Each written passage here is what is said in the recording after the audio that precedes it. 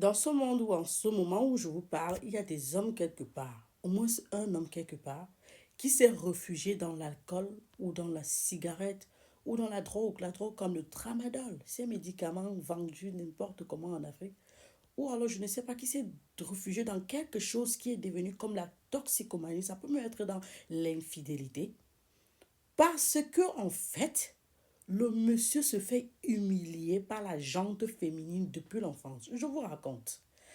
Ce monsieur est né d'une femme. Une femme qui était supposée être appelée sa mère, son héroïne, son guide. C'est la personne qui lui apporte de la douceur, de la tendresse et de l'amour. Mais malheureusement, il s'est retrouvé avec une femme tellement irresponsable qui a passé son temps à lui dire qu'il n'en vaut rien. Il est feignant, il ne sert à rien. Qu'est-ce qu'il peut faire dans la vie? Il ne peut rien achieve dans sa vie.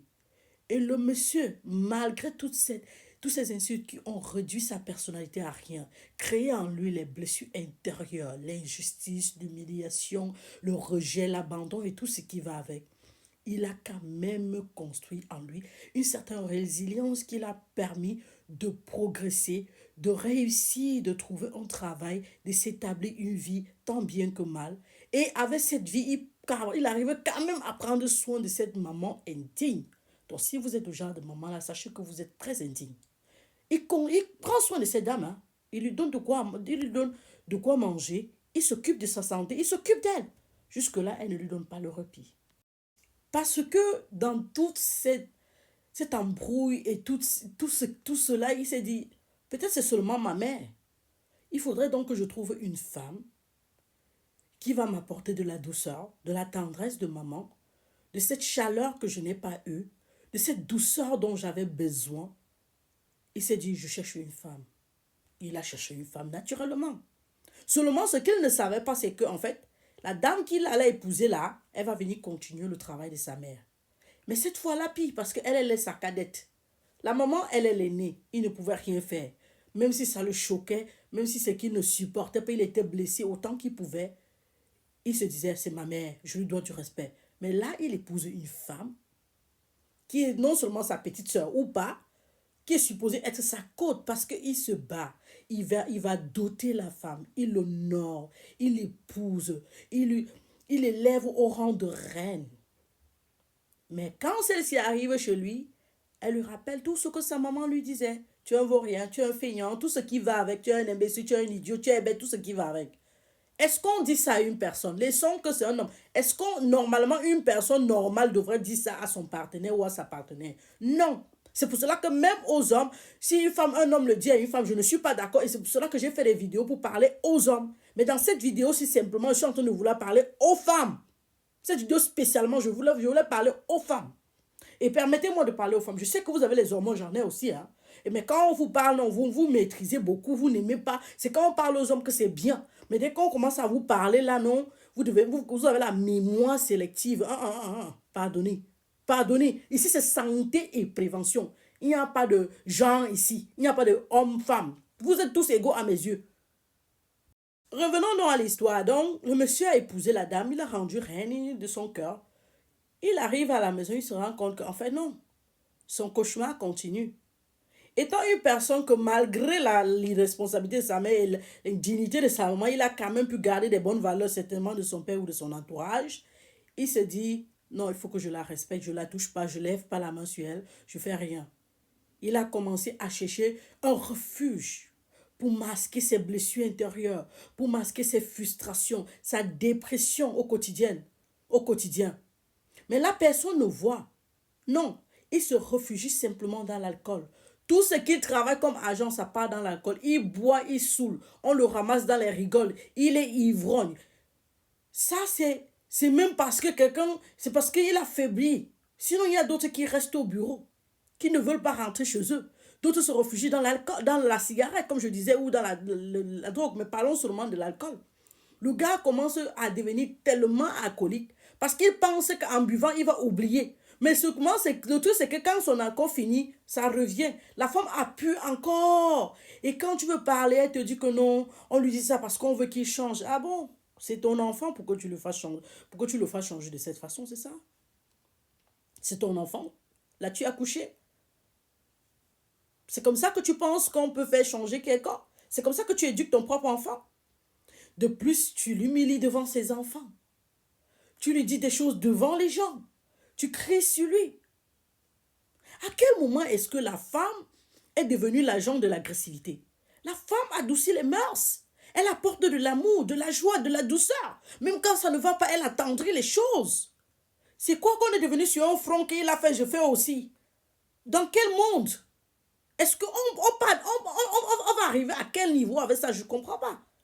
Le monsieur se réfugie dans l'alcool. Il est ivre. C'est encore là qu'il reçoit plus d'humiliation. Parce que quel est cet homme sur cette terre qui ivre qu'on va respecter? On ne va pas respecter. On va seulement lui jeter les pierres, les pierres, les pierres. On ne comprend pas sa souffrance. Il souffre. Il souffre encore plus parce que dans cette société, on dit que l'homme ne doit pas se plaindre. L'homme n'a pas le droit de pleurer. L'homme n'a pas le droit d'être faible. Donc de plus, raison de plus pour lui de se réfugier dans l'alcool. Personne ne comprend ses souffrances, sa souffrance. Parce qu'au quotidien, qu'est-ce que le monsieur la vit? Il vit la violence verbale.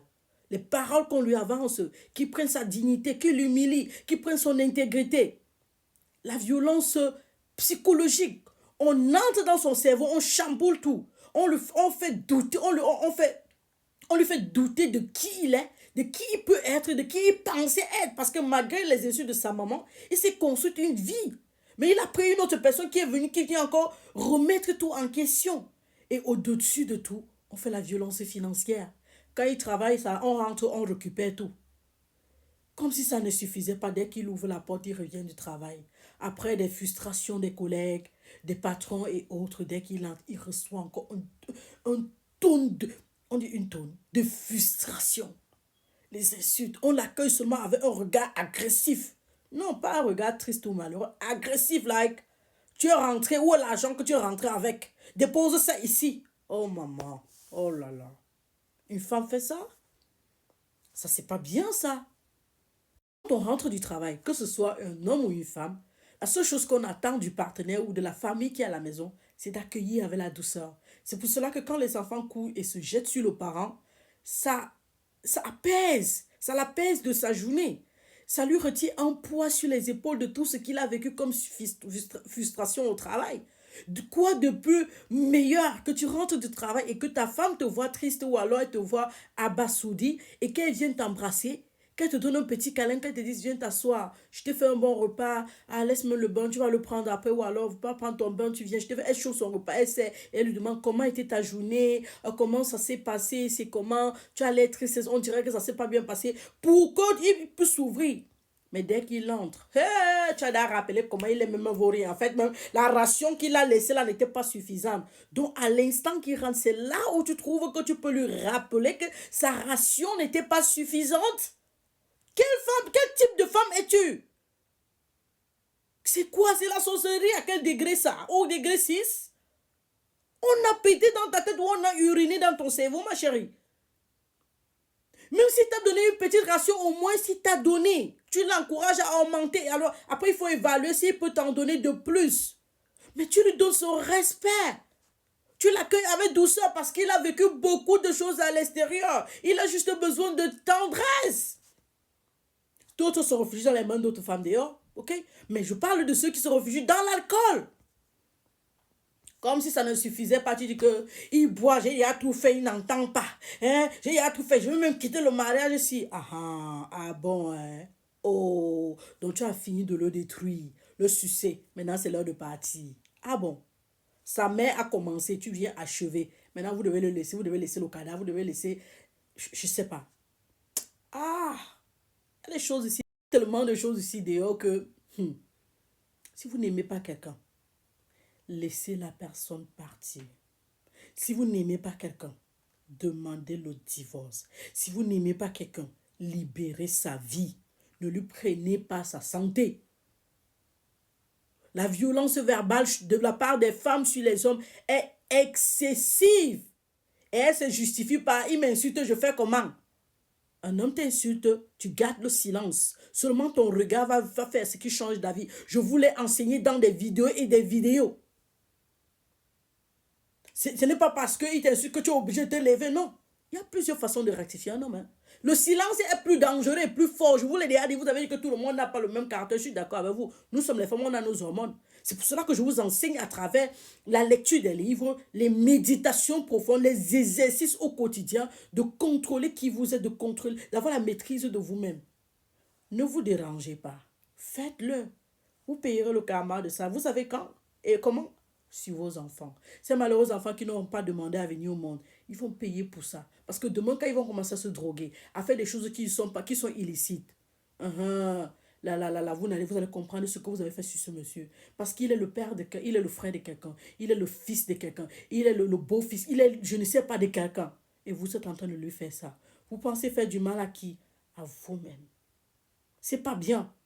Il faut changer. Il faut changer. Vous pouvez aider quelqu'un à quitter l'alcool avec la douceur.